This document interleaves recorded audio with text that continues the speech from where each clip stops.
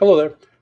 I want to share some insight on how to get into the trades to accompany this post that I'm making. If you're watching this video, you may know somebody who is looking for a career path or even just a job. The trades are definitely a good way to go. Not just HVAC specifically, that's what I do, but there are many other programs out there where you can get a good start. And I have some listed. Um, Starting with the pre-apprenticeship programs.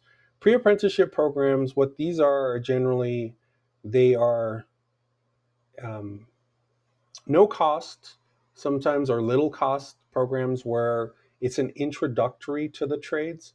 They'll teach folks, how to read a tape measure, proper safety um, equipment, and just a lot of skills that prospective employers want to see that you already have, like what a screwdriver is, the difference between screwdrivers, a wrench, a pipe wrench, just things like that. The pre-apprenticeship programs, they're often shorter, like maybe 8 weeks tops. They're not paid, but sometimes they have subsidized, like they'll get you a bus pass or maybe even a little bit of money to have for survival. You just have to talk. I listed a few of them. Those are the ones that there are many, many, many pre-apprenticeship programs, but the ones that I listed are ones that I've actually made contact with, and that I understand them to be a very good resource. Like I work very closely with the EEBC.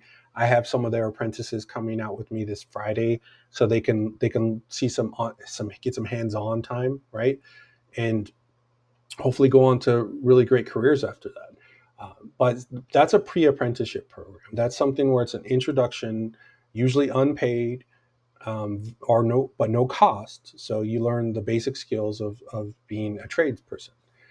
Then the second part would be an actual apprenticeship program, and there are so many different apprenticeship programs that you can join. There's plenty of unions out there that you can apply to and join, and they will give you training, on the job training, and they have set wages to where you hit a certain amount of time and you make more money, so on and so forth. And those ones, a lot of bigger companies have those sort of apprenticeship programs, and unions have those apprenticeship programs. Pros and cons: working for a big company, sometimes you don't get the one-on-one training that you might get somewhere else, like a smaller company, but there might be more guaranteed work, but also there might be less pay. It just depends on where you sign up. A smaller company like mine, we don't have a lot of resources for taking on a lot of apprentices, but with our apprentice, like the one I have now, we actually have more time to spend with him so that we can teach him everything directly. And we can augment his book learning with actual on the job training. And to be honest, his training from a business owner's perspective is we're paying him to watch. We're paying him to learn and absorb everything that he can.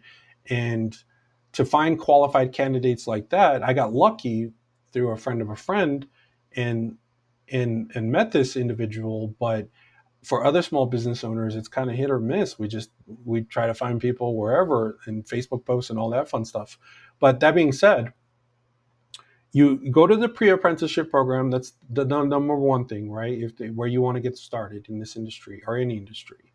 And then after that, you can either go to vocational school, or you can go to a paid apprenticeship program where you start out at like the minimum for that particular trade, and then you have checkpoints every 3 months or so.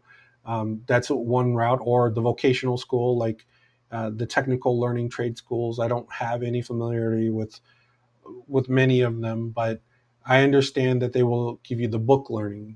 They'll give you the technical skills and the certificates and stuff like that. But oftentimes you have to pay for that education. So if you can afford it, then it's definitely something good to do, because you get the foundational technical knowledge and then you can get the hands-on training later. Or you can flip-flop that. You can get the hands-on training first as a paid apprentice, and then get that stuff if you need to, if you feel like you need to later. Like an example with my apprentice is that he was in vocational school, and it was a free program or a subsidized program. And to be honest, he came out with us during the summer. I told him, like, hey, can you pause your education, work with me for the summer, and then in the winter you can go back if you feel you want to. But after the summer, he came to me and he was like, Warren, I actually learned more from you in the first 3 weeks than I did in 3 months at that school. And I feel like I'm progressing more with you. So I would just like to stay on. And I was all for it because he's a good employee. And I'm looking forward to getting him his certifications this winter when we have time. And he has good hands on training and he's learned the ins and outs. And most importantly, he's seen the rough days, he's seen the hot days, the attics, the crawl spaces. So he knows he can do it. And hopefully he sticks into the trade for a long time. So we got him on a career path. But that's a pretty quick breakdown of how to get into the trades. You can start with the pre-apprenticeship program.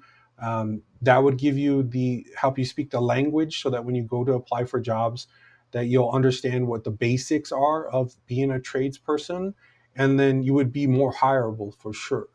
And then you can either go to vocational school, paid like post apprenticeship training, or some intermediary things that they have too. Like the unions have uh, classes that augment your pre apprenticeship training but aren't actually in the field yet.